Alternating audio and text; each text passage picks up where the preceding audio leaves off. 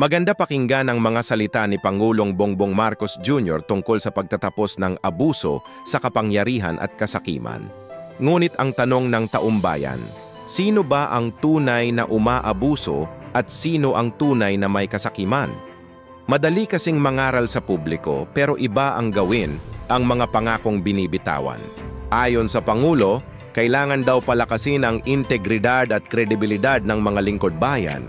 Ngunit sa ilalim ng kanyang pamumuno, mismong mga malalaking iskandalo sa flood control projects at insertions sa national budget ang sumabog.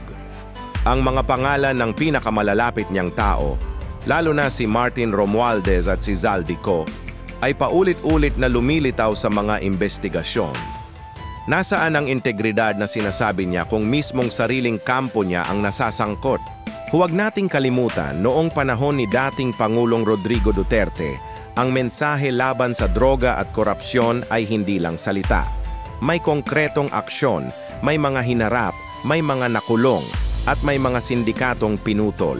Oo, marami ang pumuna pero walang makapagsasabi na hindi seryoso si Duterte sa laban para sa bayan. Ngayon, sinasabi ni PBBM na valid ang galit ng taumbayan. Totoo yon. Galit na galit ang Pilipino hindi lang sa baha at trapikong walang solusyon, kundi sa mga opisyal na kumikita ng bilyon mula sa proyekto habang ang ordinaryong Pilipino ay baon sa hirap. Pero kung totoo ang galit ng taumbayan, bakit tila hindi apektado ang mga Romualdez at co na patuloy na nakaupo at malayang nakakabiyahe? Kung talagang nais ni Marcos na tapusin ang kasakiman, bakit hindi niya simulan sa pinakamalapit sa kanya? Ang tunay na leader, inuuna ang paglilinis ng sariling bakuran bago mag-moralize sa iba. Dahil kung hindi, ang kanyang mga salita ay magiging hungkag at walang saysay.